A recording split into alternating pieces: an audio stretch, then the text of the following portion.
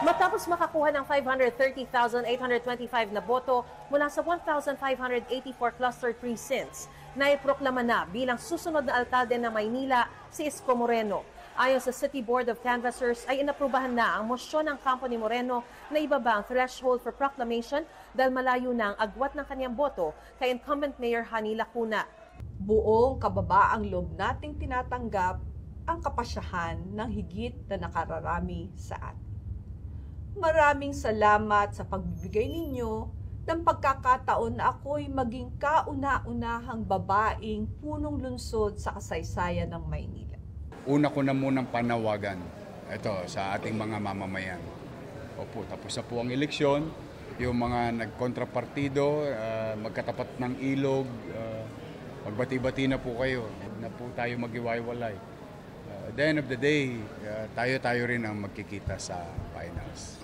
Nanawagan siya ng paghilom matapos siyang maiproklama. Ipinroklama namang Vice Mayor si Chi Atienza. Muling mauupo bilang alkalde ng Pasig sa ikatlo at huling termino si incumbent Mayor Vico Soto. Panalo rin ang running mate niya si incumbent Vice Mayor Dodot Jaworski at iba pang kasama sa giting ng Pasig Slate. Naipakita po natin na ang tao ayaw na sa tradisyonal na politika, ayaw na sa siklo ng korupsyon at maduming politika, ayaw na ng mga lumang kalakaran. Sa susunod na 3 taon, pagtitibayin daw niya ang mga nasimulang pagbabago sa Pasig. May balak ba siyang tumakbo sa national position pagkatapos ng kanyang termino? Wala po akong balak.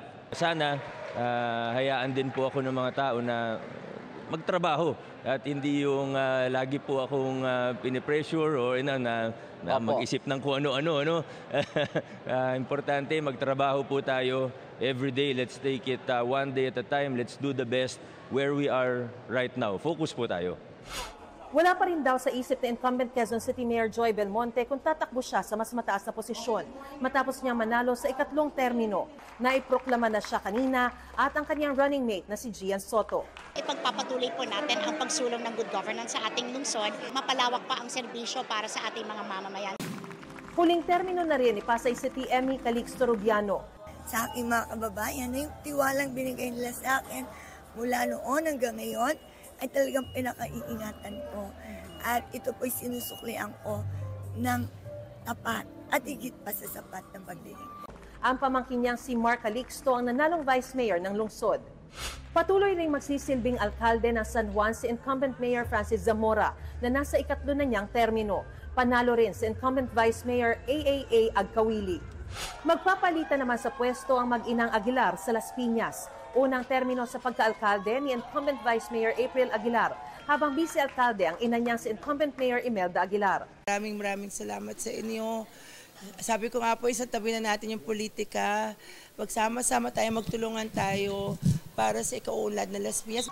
Ang konsehal na si Mark Anthony Santos ang ipinroklamang panalo sa pagkakongresista. Tinalo niya ang 3 katunggali, kabilang na si Senadora Cynthia Villar. David and Goliath. Pero kalimutan na natin yon kasi it's time to move on. Oo, tapos na ang eleksyon, trabaho na at kailangan sipagan pa natin. Sa Makati City, ipinroklamang alkalde si incumbent Senator Nancy Binay, kapatid ni senatorial candidate at incumbent Makati Mayor Abby Binay. Tinalo niya ang asawa ni Abby na si incumbent Makati 2nd District Representative Luis Campos. Hindi changes It's more of enhancement. Yung mga programa na nasimulan ng daddy ko, na tinuloy din naman ng mga kapatid ko, including Mayora Abby. Ipinroklama na ring Vice Mayor si Makati Representative Kid Peña. Naiproklama na rin bilang alkalde ng Marikina si 1st District Representative Marjorie Ann Maan Teodoro. Papalitan niya ang asawang si outgoing Mayor Marcy Teodoro na nangunguna sa bilangan sa pagkakongresista ng 1st District ng lungsod. Sinuspende ng COMELEC ang proklamasyon kay Marcy Teodoro dahil wala pang resolusyon sa inihaing reklamo laban sa kanya. Umapila naman si Teodoro sa COMELEC na irespeto aniya ang boses ng mga botante at ituloy ang proklamasyon. Muli namang manunungkulan sa ikalawang termino si Caloocan City Mayor Along Malapitan. Tinalo niya si dating Senador Antonio Trillanes IV. Masaya tayo na-appreciate ng mga taga-Caloocan yung mga ginawa natin nung ating first term. So sabi ko nga pagpapatuloy natin yung mga mga ginawa natin. Ang ama ni Along na si Congressman Oscar Malapitan, wagi bilang 1st District Representative. 18 taon ng hawak ng mga Malapitan ang naturang posisyon. Wagi rin si Vice Mayor Karina Te. Muli ring mauupo bilang Malabon Mayor si Jeannie Sandoval. Ito po'y udyat na ako po'y lalong magbibigay ng mas maigting, mas maalam at mas dedikadong serbisyo publiko. Si Edward Nolasco naman ang nanalong Vice Mayor. Second term na rin ni Taguig City Mayor Lani Cayetano. Ipinroklamang Vice Mayor ang running mate niyang si Arvin Ian Alip. Re-electionist at lone candidate naman si Wes Gatchalian na alkalde ng Valenzuela. Habang si Valenzuela District 1 City Councilor Marlon Alejandrino ang Vice Mayor. Lone candidate rin ang muling nahalal na alkalde ng Muntinlupa na si Rufy Biazon. Vice Mayor si Fanny Teves. Pareho ring unopposed ang nanalong mayor ng Navotas na si John Ray Tiangco at Vice Mayor na si Tito Sanchez. Unopposed din si Mandaluyong incumbent Vice Mayor Menchie Abalos na ipinroklamang alkalde ng lungsod. Gayon din ang tumakbong Vice Mayor na si Anthony Suva. Sa Parañaque, si 1st District Representative Edwin Olivares ang nanalong alkalde. Ipinroklama namang alkalde ng Patero si Gerald Herman, habang si Carlos Santos ang ipinroklamang Vice Mayor. Para sa GMA Integrated News, ako si Mariz Umali ang inyong saksi. Wagi ulit sa pwesto sa Ilocos Norte 1st District si Congressman Sandro Marcos. Ipinroklama na rin Governor-elect ang kanyang tiyahin si Cecilia Araneta Marcos at Vice Governor-elect ang pinsan niya at outgoing governor na si Matthew Marcos Manotoc. Natanong ang magpinsan kung tumutulong ba silang magkaayos muli ang ama ni Sandro na si Pangulong Bongbong Marcos at ina ni Matthew na si Senadora Amy Marcos. Trying. I think a question like that is better suited for them and not for us. Sa kanila na yun. That's above our pay grade. Muli ring nahalal sa ikalawang distrito ng probinsya si Congressman Angelo Barba. Sa Abra, ipinroklamang gobernador si Takit Bersamin, kapatid ni Executive Secretary Lucas Bersamin. Vice-gobernador naman ang pamangking si Ann Bersamin. Nanalo kongresista si J.B. Bernos. Muli ring nanalo si former President Gloria Arroyo bilang Pampanga 2nd District Representative. Sa Kapitolyo, magpapalitan ng pwesto ang mag-inang sina Governor-elect Lilia Pineda at Vice Governor-elect Dennis Delta Pineda. Pero ang kapatid ni Dennis na si Maylene Pineda Cayabyab, tinalo ni re-electionist San Fernando Mayor Vilma Caluwag na ipinoklama na rin kaninang umaga. Vice Mayor ang konsehal na si Brenz Gonzales. Re-elected naman sa Bulacan ang actor-turned-politician sa sina Governor Daniel Fernando at Vice Governor Alex Castro. Ang anak ni Justice Secretary Jesus Crispin Remulla na si Abing Remulla, ipinroklamang gobernador sa Cavite. Vice Governor naman ang walang kalabang si Ram Revilla Bautista na anak ni Senator Bong Revilla. Habang sa Laguna, ipinroklama ng gobernadora si Sol Aragones. Vice Governor-elect ang abogadong si J.M. Karait. Nagbabalik sa pagiging gobernadora ng Batangas si Vilma Santos Recto, pero hindi siya nakadalo sa proklamasyon at kinatawan lang ang humarap sa Provincial Board of Canvassers. Ang anak at running mate niyang si Luis Manzano, tinalo sa pagkabise-gobernador ni outgoing Governor Dodo Mandanas. Ang isa pang anak ni Governor-elect Santos sa si Ryan Christian Recto, nanalong congressman ng ika-6 na distrito ng probinsya. Sa Cebu, natalo si incumbent Governor Gwen Garcia kay Pam Baricuatro. Bago ang proklamasyon, sinubukan ng kampo ni Garcia na ihain ang motion to suspend proclamation laban kay Baricuatro pero hindi ito tinanggap ng Provincial Board of Canvassers. Ang running mate ni Garcia na si Glenn Soco, wagi sa karera ng pagka-vice-gobernador. Ipinroklama na rin kinatawan ng 3rd Congressional District ng Negros Oriental si Pamplona Mayor Janice Degamo, biyuda ng pinaslang na gobernador na si Roel Degamo. Roel, this is for you. Roel, this is for you. I want to see the day that I can win an electoral process without murdering anyone. Na pwede palang ipanalo ang eleksyon na hindi natin kailangang patayin yung opponent natin. Ang uupuan niyang pwesto, dating tangan ng na-expel na kongresistang si Arnie Teves Jr., isa sa mga suspect sa pagpatay sa kanyang asawa noong March 2023. Nasa East Timor si Arnie Teves ngayon kung saan siya sumusubok makakuha ng asylum. Ang tiyahin niyang si Janice Teves ang siyang tinalo ni Mayor Degamo. Nakasuot ng bulletproof vest si Kerwin Espinosa nang iproklama bilang mayor ng Albuera, Leyte. Ang unahin ko ang peace and order at ang bigyan ng ng solusyon ang droga dito sa Albuera.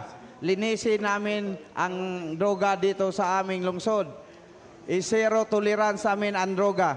Nabaril si Espinosa habang nangangampanya noong Abril. Vice Mayor ang kapatid niyang si R.R. Espinosa.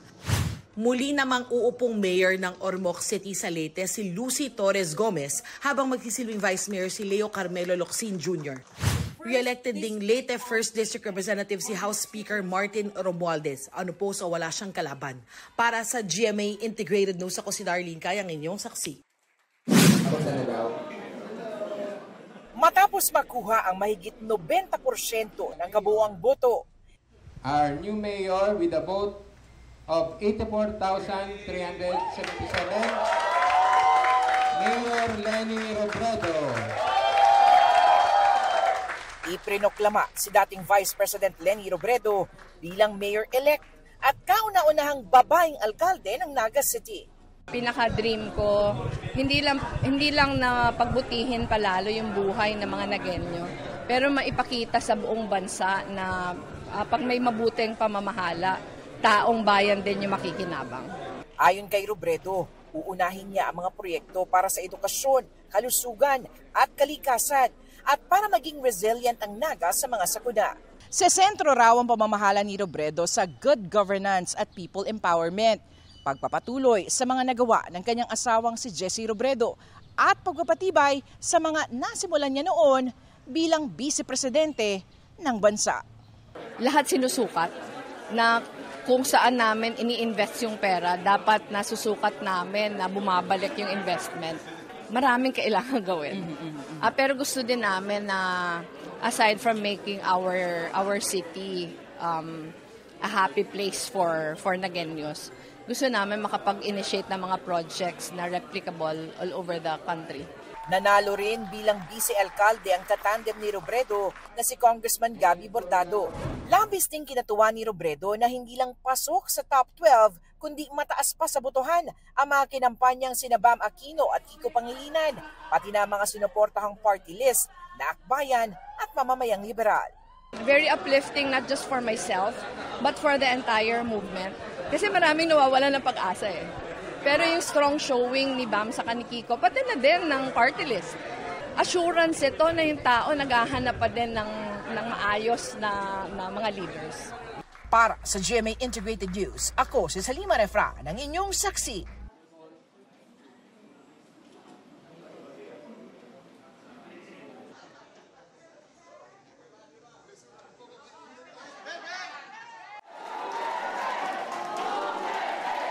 Sa botong 662,630, panalo si dating Pangulong Rodrigo Duterte bilang mayor ng Davao City. Tinalo niya ang nooy miyembro ng kanyang gabinete, si dating Secretary to the Cabinet na si Attorney Carlo Nograles na nakakuha ng 80,852 na boto.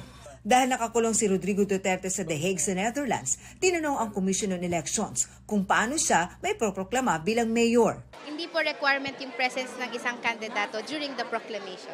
The COMELEC hanggang proclamation lang po kami. After proclamation, PILG. 651,356 naman ang nakuhang boto ni Vice Mayor Baste Duterte, malayo sa botong nakuha ng kanyang mga katunggali. Biguring maagaw ng kapatid ni Carlo na si Attorney Migs Nograles ang congressional seat sa 1st District ng Davao mula kay Congressman Paulo Pulong Duterte. Pero no show sa proclamation ang magkapatid na Pulong at Baste. Ang dumalo, tanging mga anak ni Pulong na sina Rodrigo Rigo Duterte, nanungunang konsihal sa 1st District at bagong hala na kongresistang si Omar. Kagabi nagkita kami sa pumunta. Sabi nila kami na lang daw magpunta in behalf para sa kanya. Hindi ko rin alam. Baka may may gawin pa, may flight pa. Para sa GMA Integrated News, Marisol Abduraman ang inyong saksi.